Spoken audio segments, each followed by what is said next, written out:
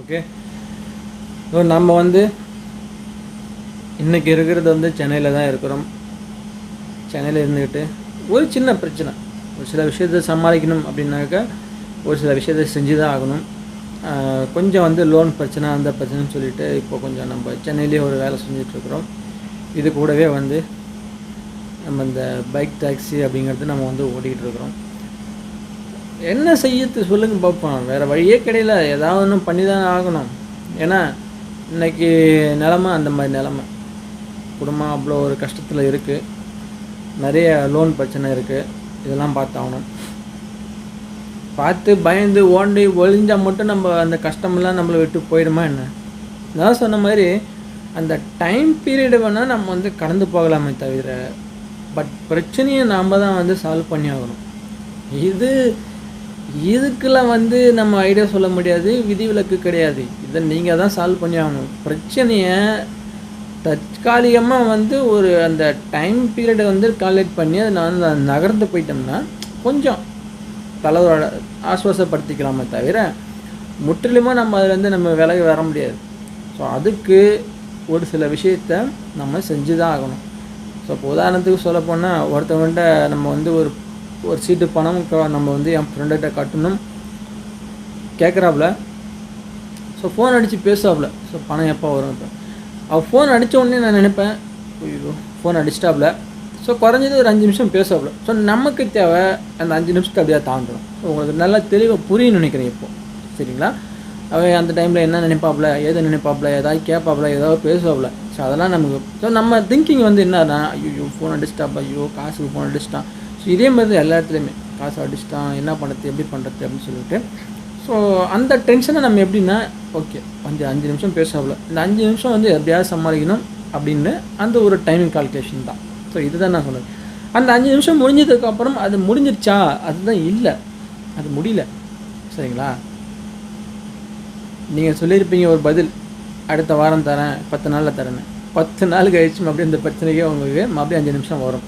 இந்த 5 நிமிஷம் மறுபடியும் வரத்துக்குள்ளே நாம் ஏதாச்சும் ஒன்று பண்ணி ஆகணும். ஸோ ஏதாச்சும் ஒன்று உருட்டல் பரட்டல் பண்ணி ஆகணும். இதைத்தான் நான் சொன்னது. இதை நம்ம செஞ்சு தான் ஆகணும். நீங்கள் நினைக்கிற மாதிரி இதை முற்றிலும் கடந்தெல்லாம் போக முடியாது. ஸோ 5 நிமிஷம் நம்ம வந்து பேசிட்டு போகிற வரைக்கும் இதான் வந்து சமாளிக்கணும். அடுத்த பீரியட் அந்த ஒரு காலக்கெடு வரத்துக்குள்ளே நம்ம ஏதாச்சும் ஒன்று பண்ணி ஆகணும். அதுதான் நம்ம செய்யணுமே தவிர நீங்கள் நினைக்கிற மாதிரி அதிலேருந்து முற்றிலுமெல்லாம் வெளியே வரவே முடியாது. அதை நீங்கள் சால்வ் பண்ணுற வரைக்கும் நீங்கள் அதுக்குள்ளேயே தான் சுற்றிக்கிட்டு இருக்கணும். திருப்பி ஃபோனு வரும். இந்த 5 நிமிஷங்கிறது எத்தனை டைம் வேணாலும் வரும். இப்போ போச்சு ஒரு 5 நிமிஷம், இந்த 5 நிமிஷம் மறுபடியும் 10 நாள் கழிச்சு அந்த 5 நிமிஷம் வரும். அது 5 நிமிஷமாகவும் வரலாம், 10 நிமிஷமாகவும் வரலாம். அது உங்கள் கையில் தான் இருக்குது. இந்த மாதிரிலாம் இருக்குது.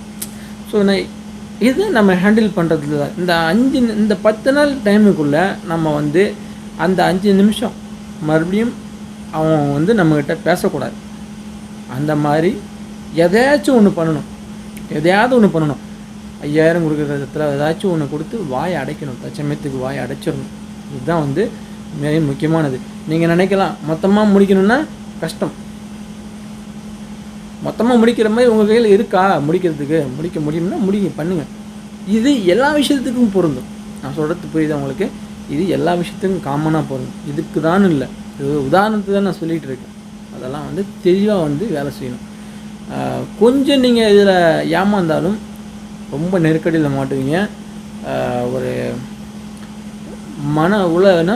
மன உளைச்சலுக்கு நிறைய ஆளாகிற மாதிரி இருக்கும். ஸோ அந்த மாதிரி நீங்கள் வந்து ரொம்ப மென்டல் டிப்ரெஷனாக ஆகிறதுக்கு வாய்ப்பு இருக்குது. இது ஹேண்டில் பண்ண தெரியாதவங்களாம் வந்து பைத்தியம் பிடிச்சிட்டு போனவங்களாம் கூட உண்டு, சரிங்களா? நான் சொல்கிறது உங்களுக்கு தேவை அந்த ஒரு பர்டிகுலர் டைமிங்கில் அந்த ஒரு 5 நிமிஷத்தை கடந்துட்டு, ஸோ அதுக்கப்புறம் என்ன செய்யணுங்கிறத நம்ம கொஞ்சம் ஃபாஸ்ட்டாக கொஞ்சம் மூவ் பண்ணி ஏதாச்சும் ஒரு டிசிஷன் எடுத்தோம். அந்த மாதிரி டிசிஷன் எடுத்திருக்கேன். மறுபடியும் எடுத்திருக்கேன். என்ன செய்யறது? No choice. That is the human life in the world. அதனால் நம்ம இப்போ ஒரு அமௌண்ட்டு கொடுக்க வேண்டியது இருந்தது. 5,000 தரணும்னு நினைக்கிறேன். இப்போது நம்மளால் கொடுக்க முடிஞ்சது 3,000 தான். ஸோ அவர் ஃபோன் பண்ணி பேசும்போது நம்ம என்ன சொன்னோம், சொல்லியாச்சு. அவர் நம்ம திங்கிங் வந்து இந்த பதில் சொன்னோடனே ஓகே ஃபோன் எப்போ கட் ஆகும், அடுத்து நம்ம என்ன செய்யணும், என்ன பதில் சொல்லணும், அதுக்கு தகுந்த மாதிரி நம்ம என்ன சொல்யூஷன் தரணும். இப்போ நான் 2000 பேலன்ஸ் கொடுத்தாகணும்.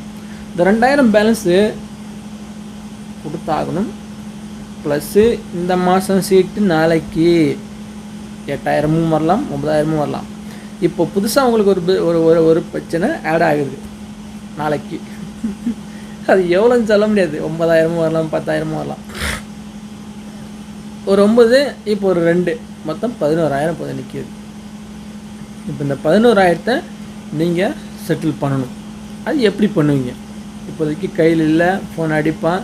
ஸோ இந்த மாதிரிலாம் இருக்குது. இதெல்லாம் கொஞ்சம் இந்த மாதிரி டைமில் வந்து பயப்படக்கூடாது. ஸோ அதுதான் சொல்ல வரேன். பயப்படாமல் கொஞ்சம் நிதானமாக ஹேண்டில் பண்ணுங்கள். சொல்லுங்கள், நிலைமையை சொல்லுங்கள். கண்டிப்பாக நிலைமையை நீங்கள் சொல்லாத வரைக்கும் ஆப்போசிட் பார்ட்டி அதை யாரும் காதில் ஏற்றுக்க மாட்டாங்க.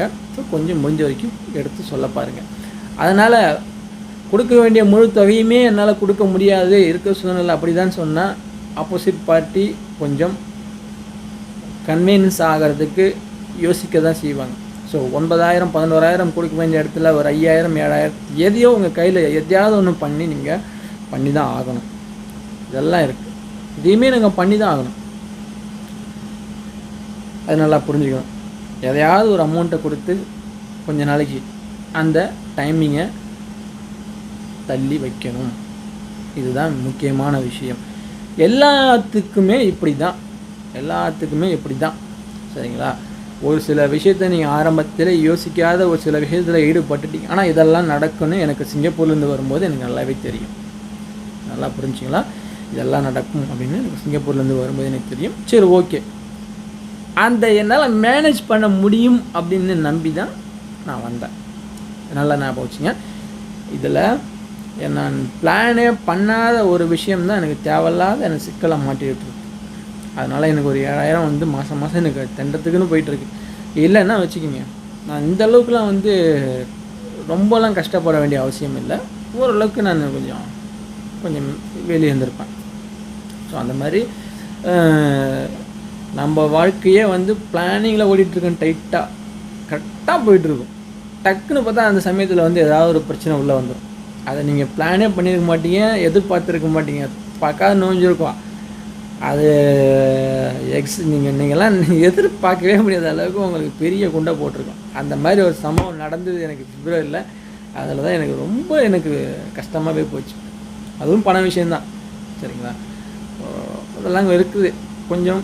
அதெல்லாம் நீங்கள் வந்து தேவையில்லாதத்தில் வந்து மூக்க நுழைச்சிட்டு ரொம்ப கஷ்டப்படாதீங்க. இருக்கிற பிரச்சனையை எப்படி சமாளிக்கணுன்றதை மட்டும் பிளான் பண்ணிக்கோங்க. மறுபடியும் சொல்கிறேன், தேவையில்லாதத்தில் போய் நீங்களாகவும் மாட்டிக்காதீங்க, அதுவாகவே வந்தாலும் உள்ளே அலோவ் பண்ணாதீங்க.